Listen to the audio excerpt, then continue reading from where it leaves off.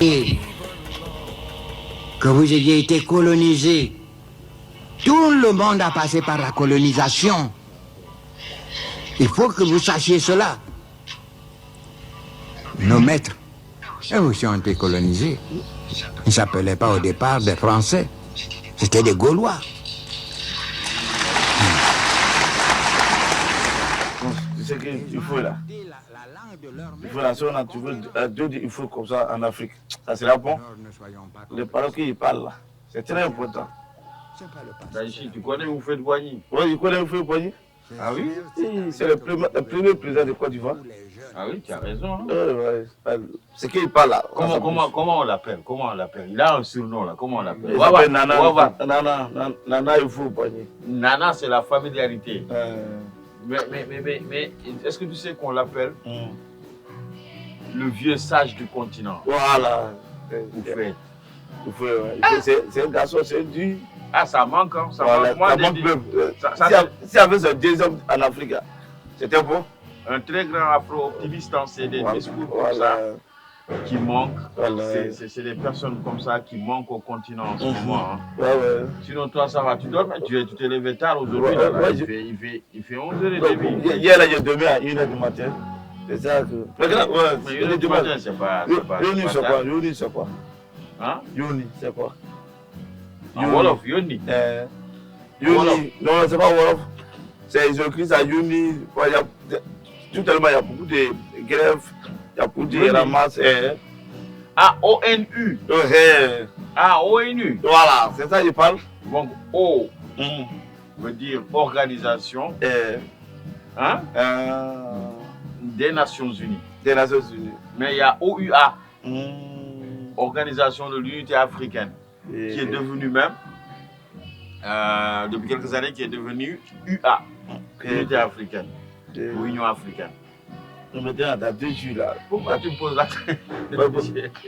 Pourquoi tu me poses la question? Il y a beaucoup de ramasses. Tu as vu, non, moi j'ai peur. Parce que moi j'ai fait une livraison de ceci.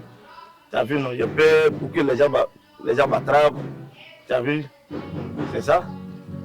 Ah non, toi, tes livraisons sociaux n'ont rien à voir avec les rap et ce qui se passe. Ça n'a rien à voir. Tu as peur pourquoi? Pour qu'ils m'attrapent, on me refoule, on met des frontières, tu vois, oui. Mais on te met dans la frontière, pourquoi? Mais Dachi, quand tu es dans un pays aussi, même ton propre pays, tu dois être en règle avec l'état civil, n'est-ce pas? Oui. À plus forte raison d'être de vivre dans un autre pays, c'est même pas sûr de ne pas être en règle. Maintenant, tu n'as pas lieu à que tu aies peur. Ça, je sais que tu fais comme ça, tu es mauritanien, toi aussi. Bon, ce qu'il y a aussi à dire dans ce sens, c'est que les États de France, je l'espère, sont en train de travailler sur ce problème-là d'état civil. De titres ou de carte de séjour dans les pays. Parce que l'Afrique, depuis quelque temps, est secouée. Ça bouge un peu du côté du nord-est, du nord et de l'ouest. Nous, on est entre l'ouest, l'est et le nord africain du continent. Donc, c'est un peu compliqué géostratégiquement. Donc, du coup, ça peut être aussi un peu, voilà, comment dire, complexe côté géopolitique aussi. Parce qu'on dit que la Mauritanie est une plaque tournante, c'est pas une bonne adresse, où franchement, un lieu où la migration vers l'Europe, c'est-à-dire vers le Maroc, l'Espagne, est des plus, franchement, remarquées sur le continent africain. Et ça, je pense que c'est dû à ça. Parce que moi, j'ai vu quelque part aussi qu'il y a 500 000 personnes, ce qui est très normal. Bon, j'ai lu, je dis bien, je reprends, qui résident en Nouakchott et qui probablement, ou en Mauritanie, et qui probablement cherchent à traverser clandestinement l'océan Atlantique pour aller vers, bon, disons l'Espagne. Ouais. Il y a l'Union européenne et la Mauritanie aussi qui travaillent beaucoup sur ça.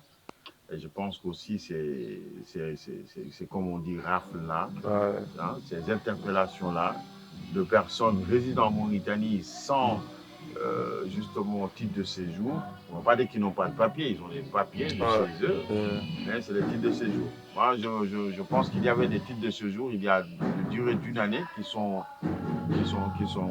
plus à jour, on va dire.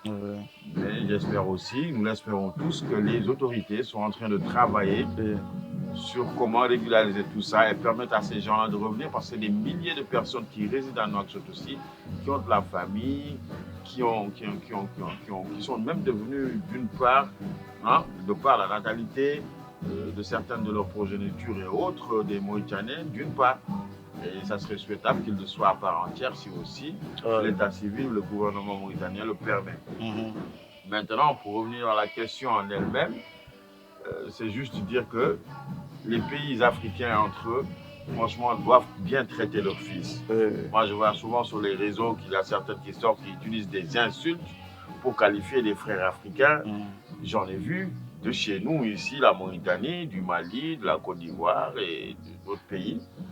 Donc même, je vais taire le nom, mais ces trois pays-là, je pense que certains influenceurs ou des gens, moi je ne les appelle même pas des influenceurs, qui sont devant leur, on va dire, téléphone portable, qui lancent des messages, doivent contrôler ou faire attention aux mots qu'ils utilisent. Mais pour revenir à ta question, peut-être tu as fait un lapsus entre ONU et OUA, mais c'est pour dire que cette Union africaine-là, ou même cette organisation internationale des Nations Unies qui réunit beaucoup de cellules, mais déjà qui défendent les droits humains, doivent travailler encore plus pour que les gens, là où qu'ils soient, puissent résider en paix. Parce que aussi se réveiller, aller au travail, se retrouver d'une part au commissariat, dans un centre de détention, et après à la frontière, ça c'est un peu difficile. Mais il n'y a pas, désolé toi aussi, je sais qu'il y a des amis à toi. Je connais. Et le boulot, ça va. C'est quoi? C'est à vendre des chaussures? C'est ça. C'est toi qui traites ça? Donc, c'est moi qui lave. Ah oui, toi, tu as ton business de tout. Tu n'as pas comme les... Non, c'est pas comme les Elias là. Toi, tu es un hustler. Comme il dit Pape Malay. Pape Malay Ndour de Canal Plus Mauritanie là. Il dit Daichi, c'est mon gars, c'est un hustler. Pape. Ouais, Pape Malay. Mais bon, tu dis, tu as porté Balide. Moi, je suis africain, moi. Ah, tu es africain? Ah oui. Nous tous sommes africains. Ce maillot-là, je l'ai vu, je l'ai adopté lors de la Coupe d'Afrique. Je l'ai acheté. C'est le bon maillot, c'est joli, c'est original. Moi, je porte que du bon. Ok, c'est nous tous sommes africains, on est africains, nous tous. C'est l'Afrique qui compte. Et le Ramadan, c'était dedans? Ouais, le Ramadan, ça est là. Mais l'autre jour, là, je ne suis pas content. Avant d'arriver, j'ai entendu que tu as mis coup de tête ici à Tcherno, là, le voisin. Ah, bah, Tcherno, là, il est impoli parce qu'il est grand, il m'a vu ici petit, parce qu'il est âgé que moi, parce qu'il est poli. Tu dois lui donner un coup de poing. Ah non, voilà, non. C'est ça qui est bon. Non.